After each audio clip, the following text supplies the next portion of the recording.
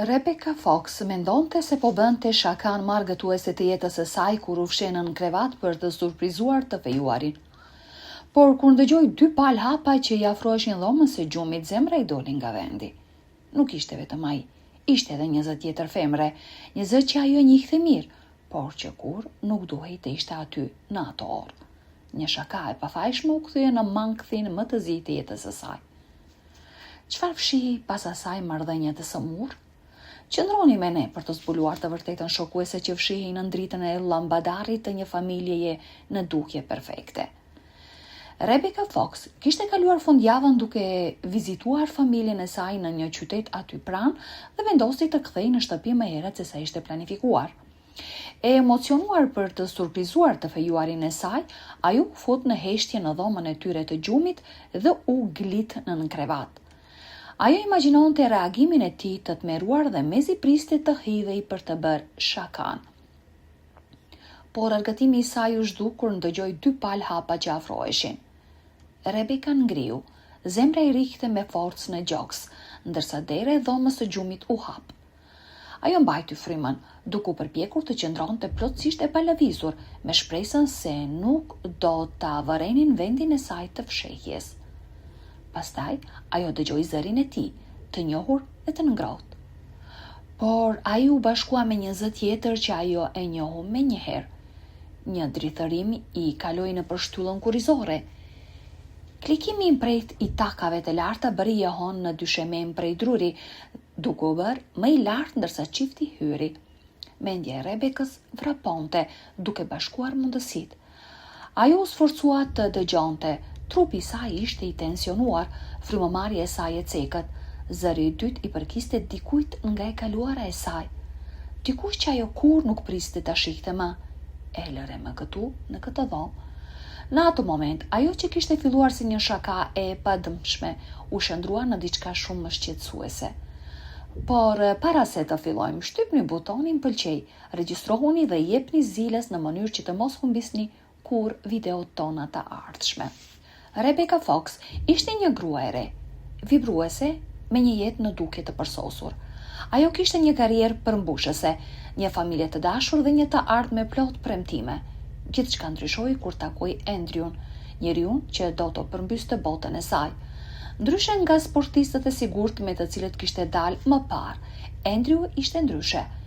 Sharmit i tij prej njeriu të dhënë pas librave, mirësia dhe devotshmëria ndaj familjes e bën atë të parezistueshëm për Rebekën.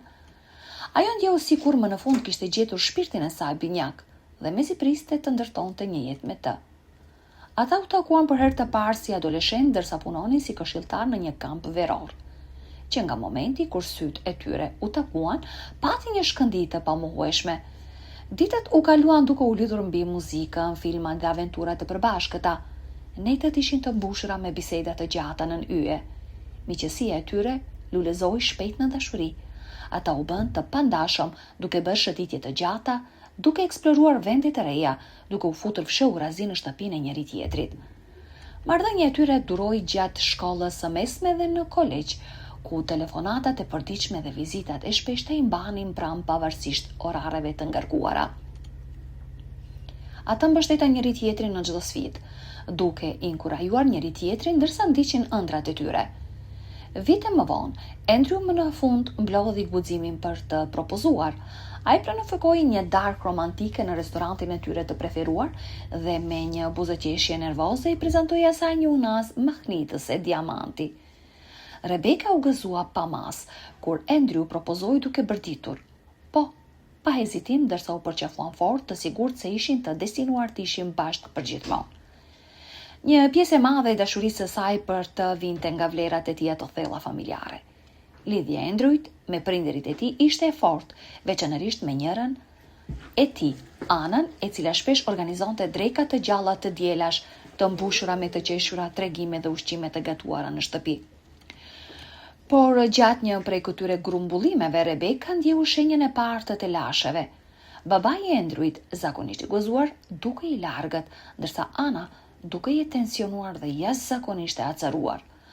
Atmosfera dikur e ngrohtë ndjehej e tensionuar, duke e lënë Rebekën të shqetësuar. Ndërsa të gjithë ishin ulur rreth tavolinas, Rebeka vuri re diçka që e shqetësoi mëtej. Kur Andrew falenderoi Anën për vaktin, ajo përkul dhe e puthi atë në gojë. Megjithse disa familje kishin tradita të përzemërta, ndër veprimi u ndjej jashtëzakonisht intim për Rebekën. Ajo heshti duke mos dashur të shkaktonte një skenë. Javë më vonë, ajo mësoi se Ana ishte në fakt njerëka e Andrewit, gjë që e hodhi incidentin në një dritë tjetër. Kur Rebeka ballafaqoi Andrew, ai e siguroi se kjo ishte thjesht mënyra e tyre për të treguar falënderim. Me hezitim ajo e anashkaloi atë, e pavetëdijshme se injorimi i instinkteve të saj do të rezultonte të ishte një gabim. Ajo nuk kishte dëshmuar kur një dinamik familjare si kjo më parë, dhe shqetësimi i saj në rritje shoqërohej me një mospëlqim të heshtur për Anën që nuk mund të shpjegonte plotësisht. Ana ishte një gruaj drejt për drejt, që vazhdimisht futej në bisedat private të Rebekës dhe Andrewit, duke ofruar gjithmonë opinionin e saj sikur të ishte thelbësor. Rebeka e gjeti sjelljen e saj të çuditshme, dhe ajo që e shqetësoi më shumë ishte reagimi i Andrewit. Ai nuk e ndalonte atë. Ai dukej se e mirëpriste kontributin e saj sikur ta vlerësonte atë mbi të gjithë të tjerët. Lidhja e tyre ndjehej merrësisht e ngushtë dhe Rebeka nuk dinte çfarë të mendonte për këtë. Ata ndanin shaka private, qeshnin lehtësisht së bashku dhe dukej se ekzistonin në botën e tyre të vogël. Rebeka filloi t'i vëzhgonte ata me më shumë kujdes. Ana shfrytëzonte çdo rast për të prekur Andrewin, një dorë në krahun e tij, një fërkim pas shpatullës së tij, dhe ai shpesh përgjigjej në të njëjtën mënyrë. Ky veprim i holl duke pothuajse flirtues. Shqetësimi u rit brenda Rebekës, si një hije që nuk mund ta shkunte. Çdo vështrim, fjalë dhe heshtje e bën atë të dyshonte tek vetja. Ajo përpoq ta konsideronte si paranoj, por ndjenja i ngjitej asaj, e rëndë dhe mbytëse. Në sipërfaqen e jetës së saj paqësore, diçka më errët po trazoi. Drekat familjare dikur të gëzueshme kishin marrë një atmosferë të ngarkuar. Sytë e mprejtë të Anës ndaleshin mbi Rebekën pak si shumë gjatë dhe buzëqeshja e Andrewit filloi të ndjehej e detyruar, sikur po fshikte diçka. Instinktet e saj i thanë se diçka nuk shkonte, por ajo i mbajti dyshimet e saj për vete. Pastaj, një mbrëmje, ndërsa ishin ulur në shkëlqimin e ngrohtë të llambadarit, gjithçka filloi të shpërbëhej. Rebeka pa se si Ana dhe Andrew shkëmbyen një vështrim që i bëri stomakun të dridhej. Duart e tyre gjetën njëra tjetrën, gishtat u ndërthurën në një mënyrë që ishte çuditërisht intime për një nënë dhe djalë. Andrew njoftoi se ai dhe Ana kishin planifikuar diçka të veçantë, një shëtitje në mal. Në fillim Rebeka ndjeu një shkëndijë lehtësimi. Ndoshta ajo ishte shqetësuar për asgjë, por fshehtësia rreth planit e shqetësoi atë, pse Andrew nuk e kishte përmendur më herët. Koha ndjehej e gabuar dhe gropa në stomakun e saj refuzoi të zhdukej. Java në vijim kaloi në një mjegull përgatitjesh. E kapur në befasi, Rebeka u mor me blerjen e pajisjeve dhe paketimin e ushqimeve, gjatë gjithë kohës duke u përpjekur të injoronte ndjenjen në rritje të shqetësimit që po e brente. Ajo i thoshte vetes se ishte thjesht një aktivitet lidhjeje familjare, një shans për t'u lidhur me Anën, por ndjenja nuk largohej. Kur dita erdhi më në fund, moti ishte i freskët dhe i kthjellët, ajri i mbushur me aromën e pishave, ndërsa ata udhëtonin drejt shtegut. Rebeka e detyroi veten të qëndronte optimiste, por sa më shumë që hynin thellë në pyll, aq më shumë i shtrëngoheshin nervat.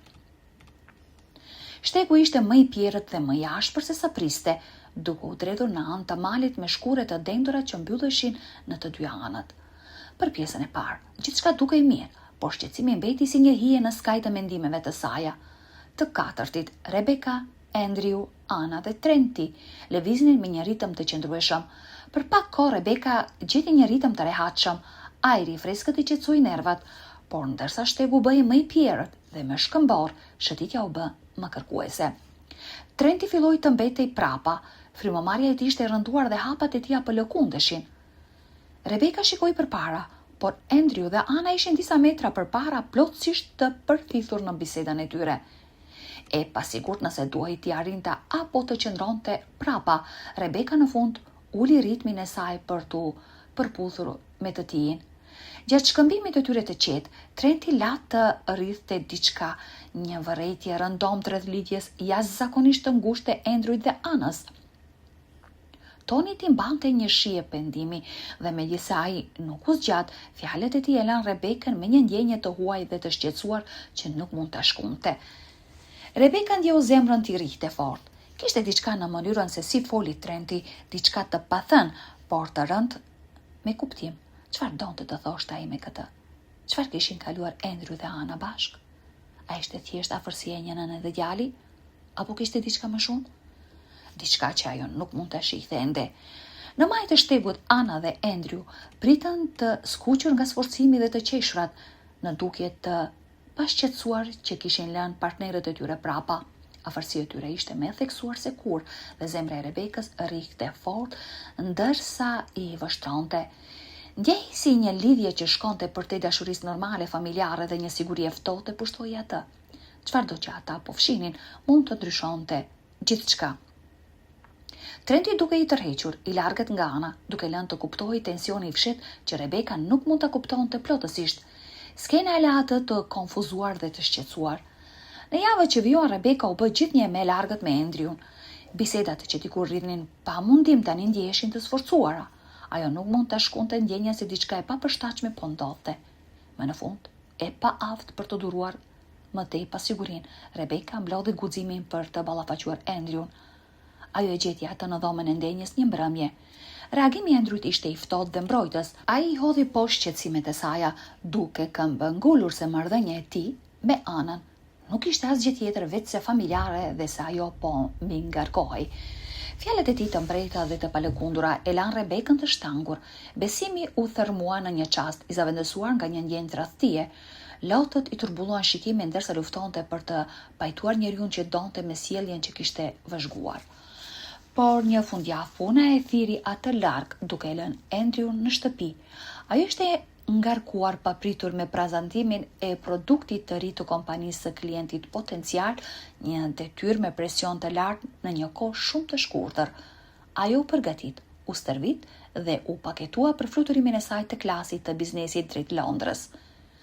Pa ditur ajo, diçka kurzi po shpalosej në shtëpi. Kur ishte në Londër, Andrew e mori në telefon. Fjalët e tij të inkurajimit i ngritën moralin, por këmbëngulja e tij e pazakon që ajo të qëndronte jashtë qytetit i ngacmoi kuriozitetin.